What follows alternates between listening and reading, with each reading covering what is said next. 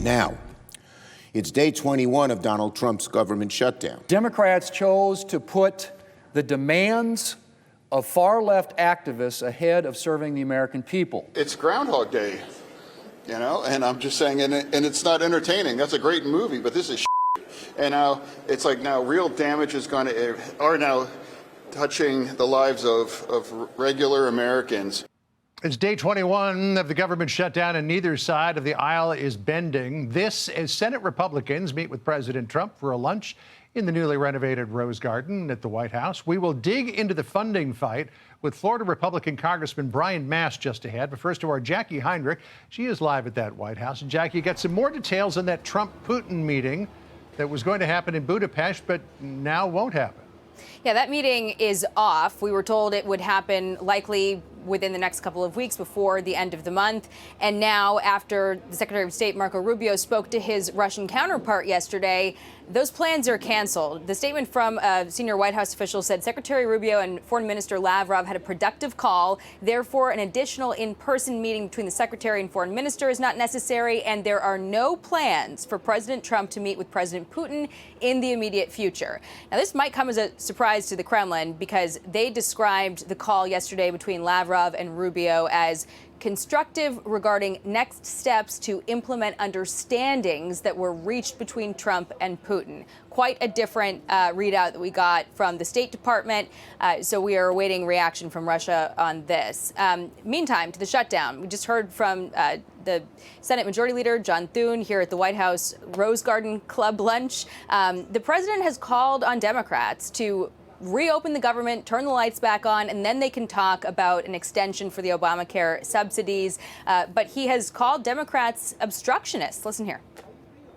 Unfortunately, in a craven and pointless act of partisan spite, Chuck Schumer, who I've known for a long time, and the radical left Democrats are holding the entire federal government hostage to appease the extremists in their party.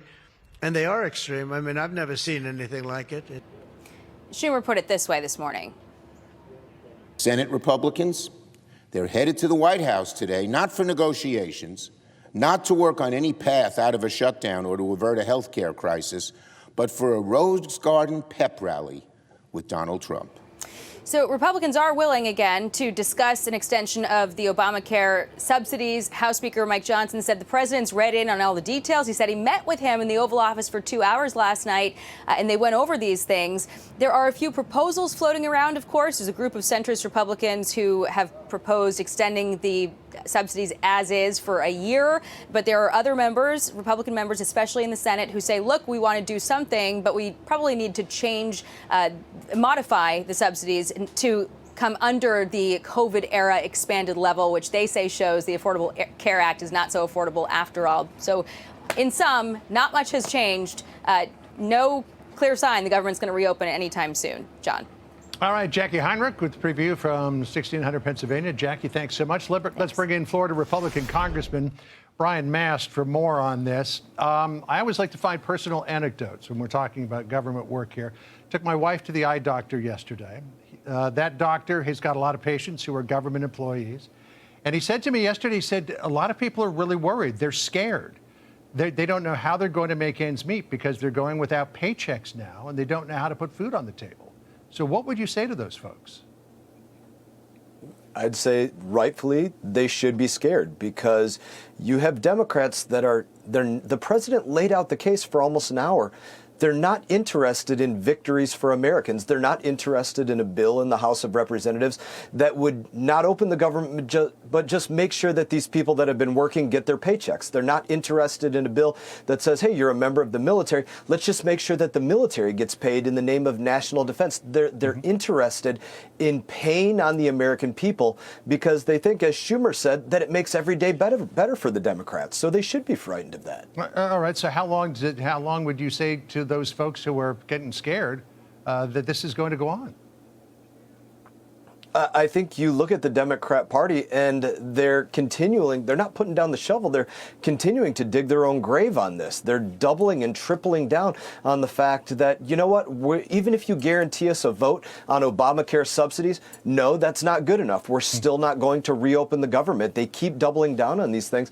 And you guys have laid out the case of very real threats for days. You know, FAA is one of the easiest examples. I think the president pointed to that one as well. If you have the same number of flights, but less air traffic controllers working in the towers, that's a very real physical threat for anybody traveling in aviation. What are they waiting for? 2 planes to collide? These are real things that they're not willing to pay attention to, strictly in the name of what they think is political victory for them. All right, so Republicans keep pointing to the provision in the Democrats' continuing resolution to repeal Section 2141, the big, beautiful bill, which would provide some monies for illegal aliens for health care. But the crux of the issue appears to be, at least from where I'm standing, is this idea of the Obamacare enhanced tax credits and extending those. There seems to be bipartisan support for that. The president even says that he'd think about it. John Thune, as you point out, has offered a vote on that if Democrats vote to reopen the government. Why not just put an extension in the CR, leave everything else that the Democrats want out of it, vote on it, and get the government back open again? I mean, if everybody's talking about extending these tax credits, why not just do it? It's a very real possibility, and I think that you could come to that point. But what you have legislatively right now is Republicans never voted for the original Obamacare tax subsidies or the subsidies. Republicans never voted for the expanded subsidies during the COVID-19 era. And so you have a real opportunity for us to sit at the table and say, listen, should somebody that's making less than $60,000, should they get $5,000 in subsidies, but the guy making $61,000, he's going to pay the subsidies for the guy making $60,000? That doesn't make sense. It's not fair across the board. Let's look at all of this because we know Obamacare is unaffordable. We know it's costing these people on this side big time. It's costing everybody, you know, in terms of their unusable health care because they can't even pay beyond the premiums. They can't pay to actually use the care. So let's have a real debate about this and get to a place that it actually works for Americans. But again, they're not interested in the victories for Americans, not on Obamacare subsidies,